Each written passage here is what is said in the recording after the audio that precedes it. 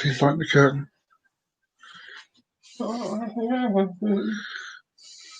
It's Trev the Rev. Trev the Rev Show. It's Trev the Rev. Trev the Rev Show. It's Trev the Rev. Welcome to the madness of Trev the Rev. And he ain't no vicar.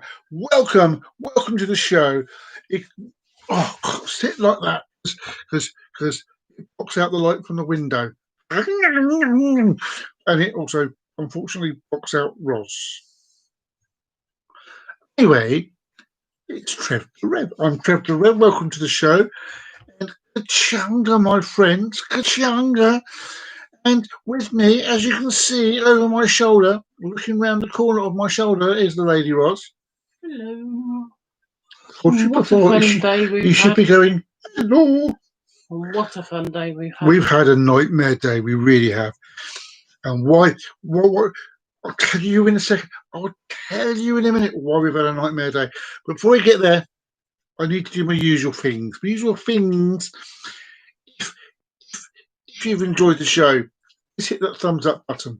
If you haven't done so yet already and you'd love to see more of my shows, please hit the subscribe button below. And you want to know when these videos are coming out? Ring my bell, ring my bell, ding dong, ding ding. And here we go with the show. Here we go. That's a joke this morning. I'll tell you a story. Now, we had some good news last week. We had some good news. Good news. Good news. Good news is good news. Good news. And what the news? I'll tell you what the news is. The good news is, in the near future, we are changing locations. We are getting our own flat, our own place to live. Woo! But to do so, we had to find 4 things. 4 things. A birth certificate for each of us, and something with a photograph on. And I don't mean the local fun photos you put on Facebook. It had to be a passport, or it had to be a driver's license. Now, I had a driver's license easy enough. That's not a problem. Actually. It's provisional. It's allowed.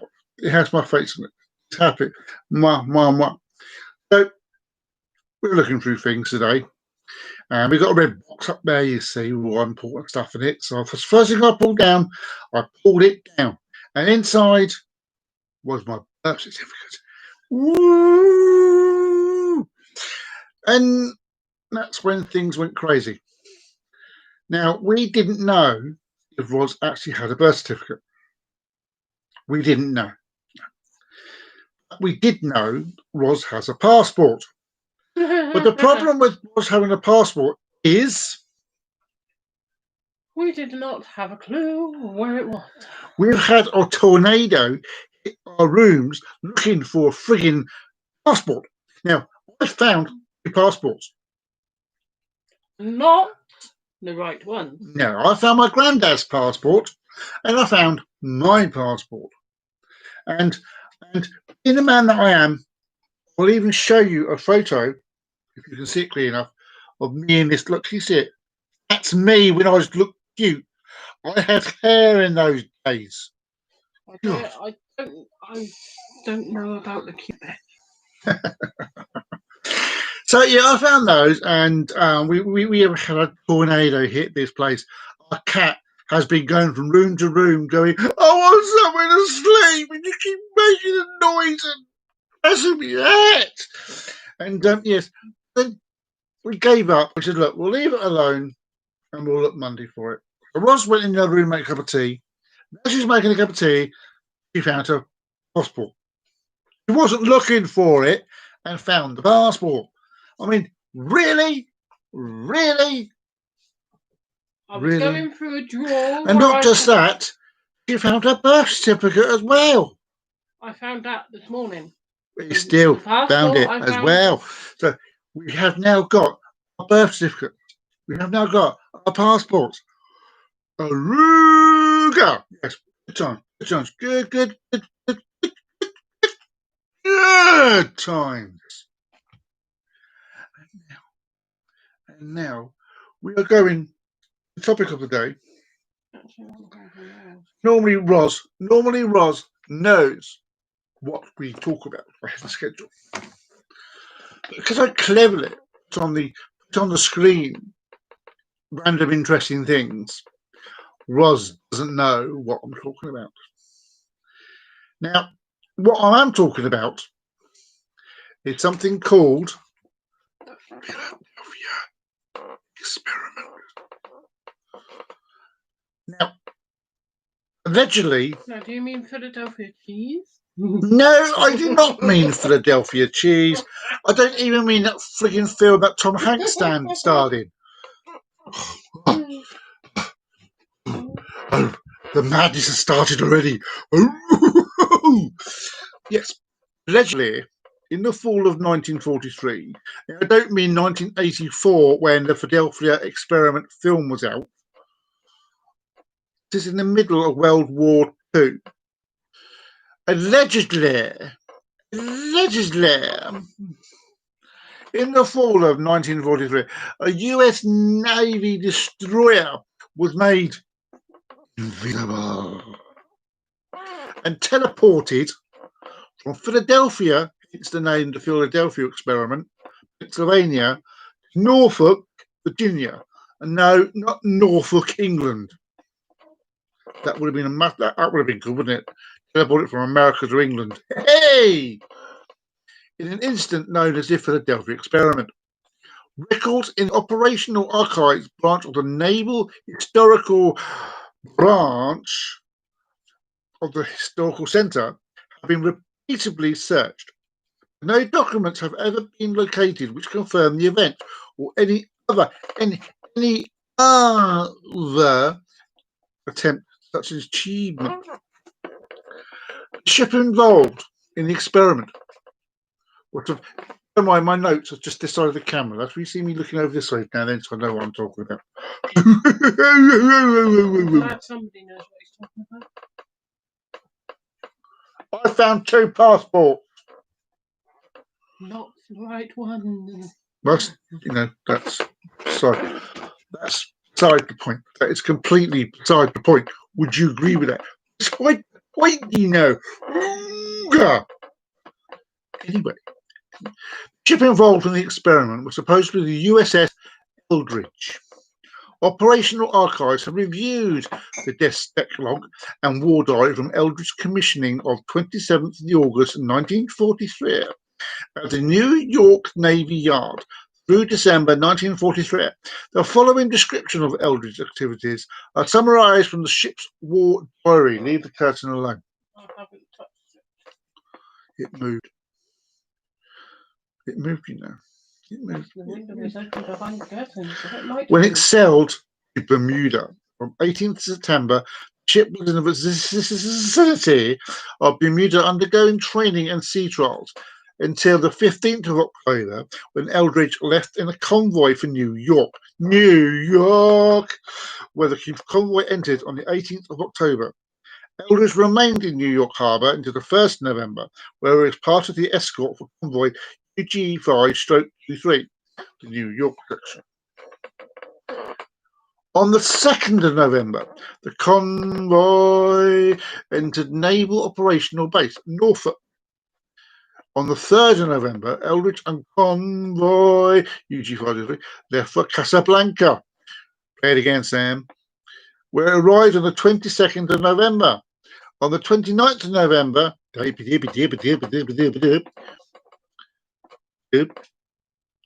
Eldridge left as one of the escorts for the convoy U522 and arrived with the convoy on the 17th of December at New York Harbor.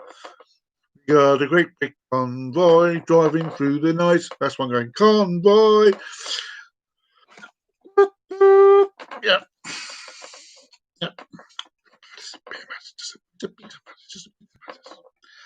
Eldridge remained in New York on availability training and in Block Island Sound until the 31st of December, where it streamed to Norfolk with 4 other ships.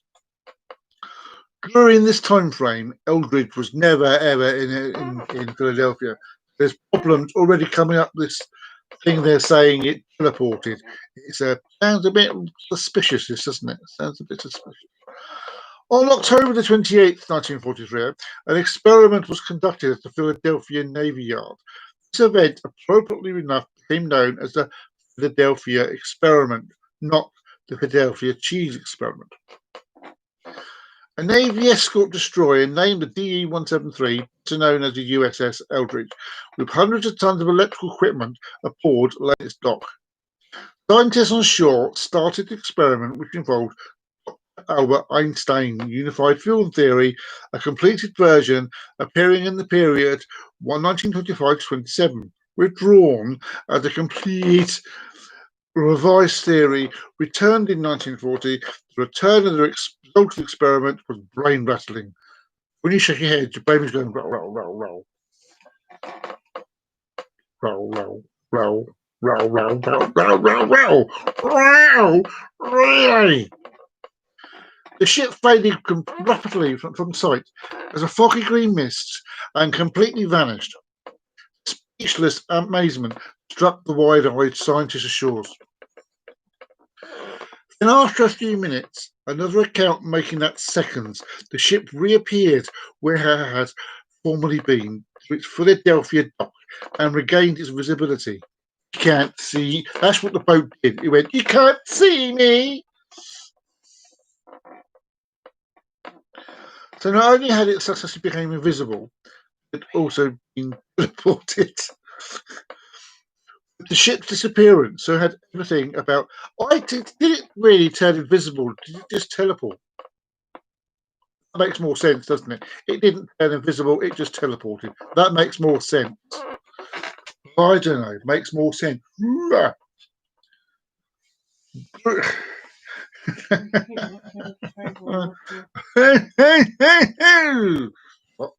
keep making the table rattle. I know I don't. The table's very wobbly today. That's why you can. With the ship's disappearance, so had everything aboard disappeared. Everything. Everything. The many hundreds of tons of scientific equipment, furniture, food, etc., and all the personnel, such as sailors and officers. Some walked through solid walls. More than half of them went insane due to the effects of pulsating energy fields and were quietly confined to mental institutes. They wouldn't have done because they would have been straitjacket. A report has that they were kept at Bethesda Naval Hospital out of communication with everybody for the duration of the war. Then there were those who discharged as mentally unfit for further service, were pensioned off and sworn secrecy. Several died, others recovered, at what a price. Never were they ever to regain their former normalcy. True, the invisibility experiment to the naval ship was a total success, if it happened. But to the men on board, severe, after effects, physical and mental, made it a real disaster. Some saw double, became invisible, laughed and staggered drunkenly, caught on fire to burn for days on end, walked through solid walls, disappeared temporarily and permanently, and worse. Ooh. No, what I didn't write down, I forgot. So actually, when the ship reappeared, there actually some of the people in the Navy were actually became part of the ship. They were melded in with the ship. That's a scary thought, isn't it? It shows you the danger of teleportating and stuff. So whenever you wish you could teleport, you think about that. Reaping and end up melding with a brick wall. Or even worse, see, melding with your missus as one body. You never get away from that. Ow. No. See, I'm getting picked on here. So now we go to the next interesting thing. I'll ask you a question. And you got to tell me, when I've finished, if you think this is real or fake. What is the best evidence of time travel? Rumours that a time traveller by the name of Alexandra Alexis travelled back to the Victorian era only to go missing on New Year's Eve 1899 has been popular on the internet for a number of years. Time travel will be invented in the year 2025. How do we know? Because this is the year that this delightful lady claimed to have travelled from in the year 1898. According to contemporary reports, Alexandra Alexis appeared as if from nowhere and took New York society by storm. Some fawned over her, while others claimed she was insane. This debate was, however, rendered moot when on the New Year's Eve, 1899, she simply disappeared.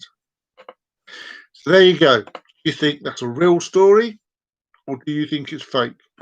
I'll ask the lady in the audience, Ross, do you reckon that was real, or do you reckon that's fake or hoax? Possible, some truth to it, I think. You're saying it's a true story? I would say there's some truth to it, but it's plausible to have maybe bits added to So it. you've got to go on to one thing or another. True or hoax? Truish. That's the best you're getting. Verdict? Look for Ross's face. Hoax. Hoax! However, the story comes crashing back to earth when the facts come into play. Firstly, photo taken by I can't show the photo because I can't do that thing here. But the photo that was there was taken by a famous portrait photographer. Napoleon Cerrone was likely taken between 1866 to 1871. Since between these dates, he worked at his Broadway office as is marked on the photo. This does not tie into the claim that the woman in the photo time travelled back to 1998. That's how they know it's a hoax. Dun, dun. There you go. There you go. What's next? What's next? What's next? Ooh, what's next? Doppelganger or doppelganger is a paranormal double of a living person. So we're going to go there. Ooh. Amelia Sages never saw her doppelganger. Everyone else did, though. I reckon they were just been drinking, they were seeing double.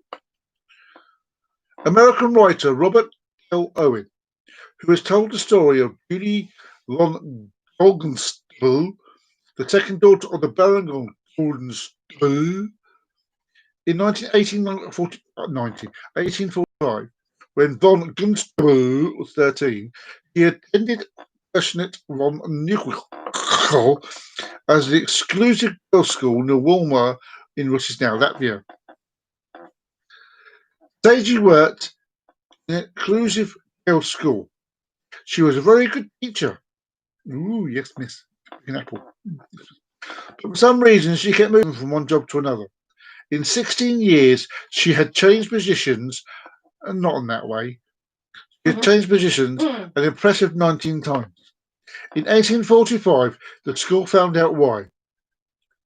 Seiji was allegedly the centre of some very strange doppelganger activity.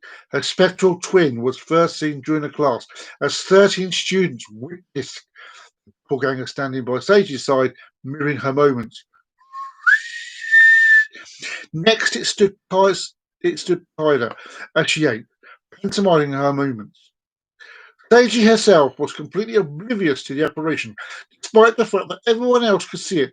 Clearly, however, she did become strangely groggy and powerless during the times the doppelganger manifested, and the wraith was often seen doing things Seiji later said she had been thinking about at the moment, suggesting she may have some subliminal control over it. Ooh.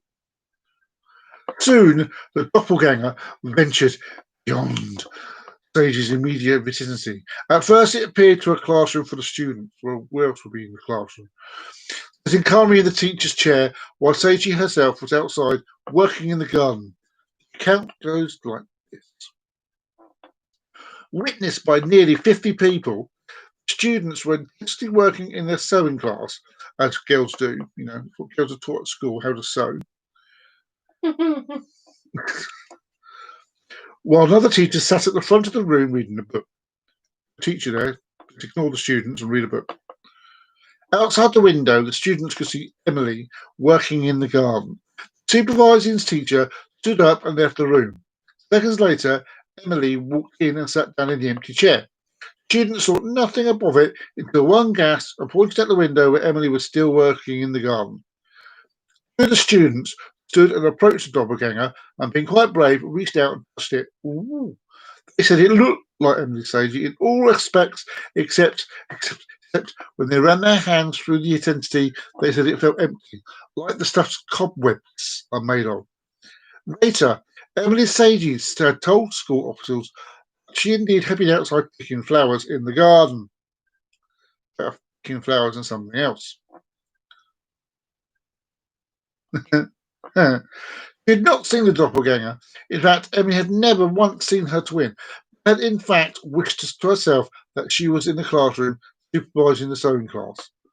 School officials noted in the documentation that each time the doppelganger appeared to them, the real Emily appeared lethargic and listless.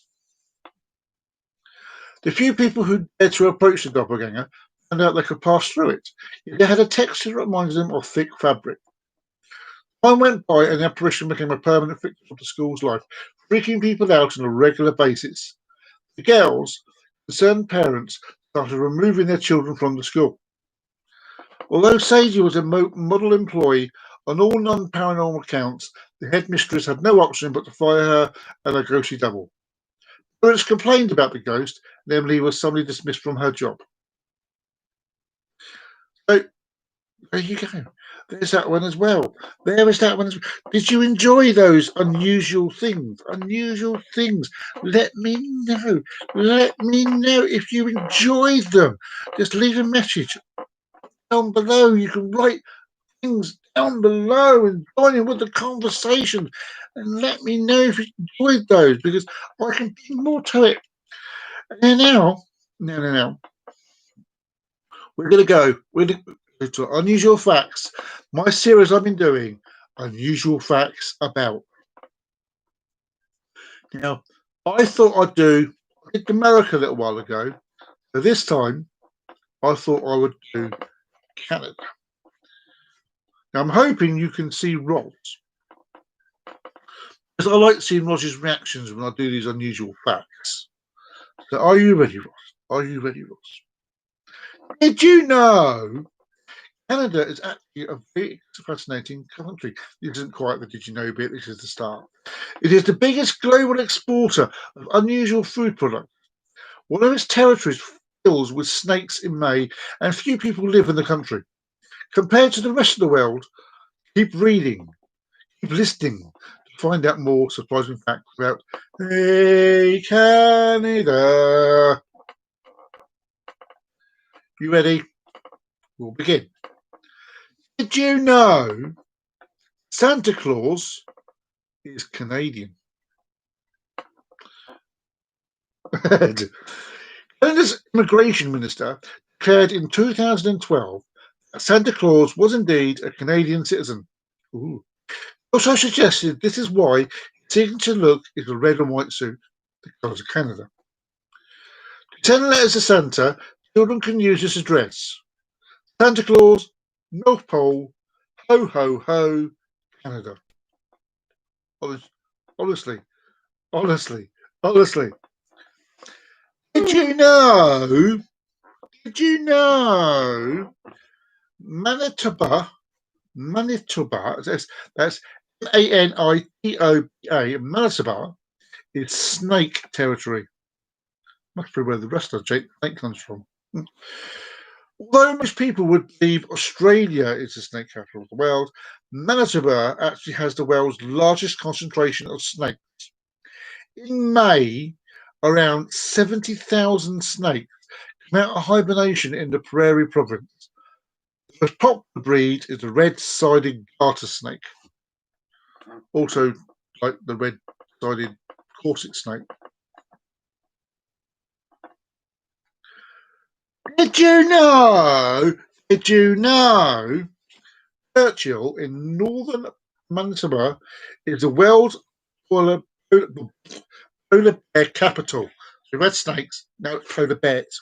Mm. Approximately 15,500 of the world's 25,000 polar bears live in Churchill. And I don't mean the dog that goes.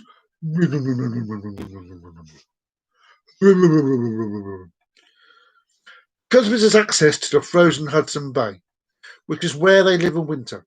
It is also the only place in the world where a polar bear prison, and sometimes the town is home to more polar bears than people. The few residents who live there also leave their cars and homes unlocked in case they are a visitor need a quick escape from a polar bear. And we all know that polar bear loves Fox's glacier mint.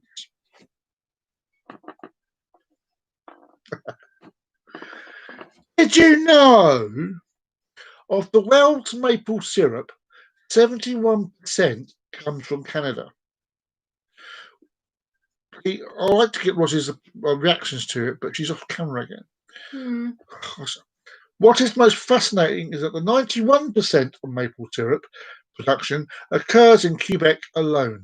According to Pure Canada Maple, it also makes up 80% of global green lentil exports, with 95% produced in Saskatchewan.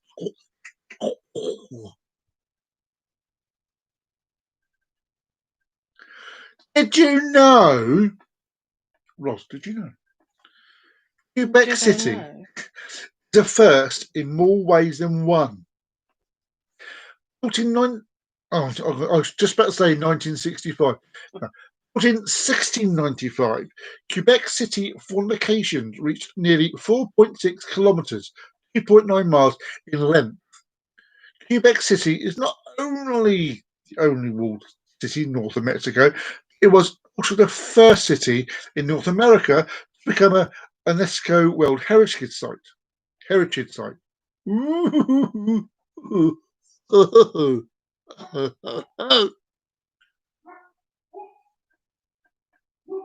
Did you know Canada is prepared for aliens?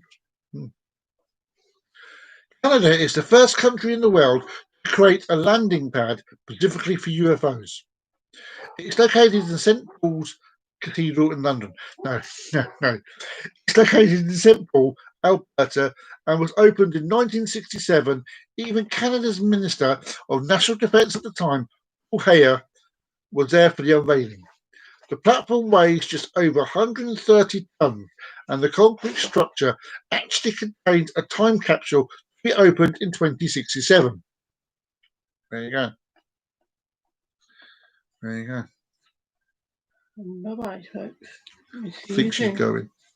I'm going But- to sort but- his roast dinner out. But before she Because goes, he's having a roast dinner Before she today goes. because I'm working tomorrow.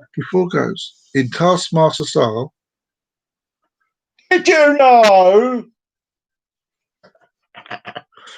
Did you know? Canada has national parks bigger than countries. Did you know that, Ross? Did I know? Did you know that? Did you know? Did you know?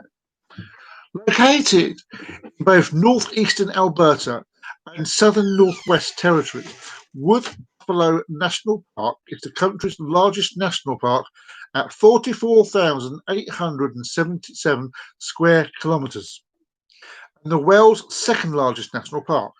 It was created to be a home for bison, and it's bigger than countries such as Denmark, Switzerland, and the Netherlands. Did you know that? Did you know? Do you know Canadians are known for their politeness, and they say sorry so much? An Apology Act was passed in 2009, which made apologies inadmissible in court. So an apology means an expression of sympathy or regret, and not an admission of fault or ability in connection with the matter to which the words or actions relate. You know that, eh? I knew Canada was polite. Did you know Canada is largely uninhabited? Around 90% of Canada is uninhabited. In contrast, it isn't actually that much larger than the United States. It amazingly has only 11% of America's population. Of that population, 90% of Canada's Canadians live within 500 kilometres of the United States border. It's also home to the world's largest uninhabited island, Devon Island, and Baffin Bay, Nunavut. There you go. Did you know? Did you know? People, Canadians love craft. K-R-A-F-T, not craft as in C-R. People joke that craft should be Canada's national dish, as Canadians consume 1.7 million out of the 7 million packages sold every week globally. The iconic macaroni and cheese boxes were packaged in Quebec by using Canadian wheat and milk. Canadians consume more craft than any other country and 55% more than the United States. Did you know? Did you know? The world's largest non-military border is between Canada and the United States. It stretches for 8,891 kilometres. Alone, the border between Stansted and Quebec and Derby Line, Vermont, is unique, as a local library was built across the two countries and serves both communities. And going along that line, did you know Canada has the largest coastline? Canada also has the largest coastline in the world. It's 202,080 kilometres long. The country has the world's largest water area too. It will take you roughly 4.5 years to walk around Canada without breaks for sleeping, eating or rest. Now, isn't it very interesting? Very interesting, did you know? Very, very interesting, did you know? Here's the last one. So here we go. Are you ready? Did you know? Ooh, did you know? The name Canada is from the Huron Iroquois Indian word Canada, which means village or settlement. In 1535, where French explorer Jacques Cartier was travelling with Indian youths, they used a word to describe Kona, a village where Quebec City is located today. Cartier then used the word Canada to refer to the entire surrounding area, and in 1547, Canada appeared on the maps, applying to land north of the Lawrence River. How did you find that? Did you enjoy? Did you enjoy those? Did you know facts?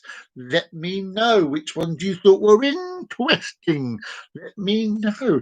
So now it is time to say before I go, if you've enjoyed this show, please hit and if you want to see more, just subscribe down below. And if you want to know when the next video is coming out, just ring my bell, ding dong, ling-a-ling. And last but not least, tell your friends about it. You tell them about the show, 'cause the more people get to watch, the more you're gonna know. This is me, Rev the Rev. I ain't no vicar, saying people up until next time. Bye bye. Well, I would, but I couldn't end the stream. Bye bye.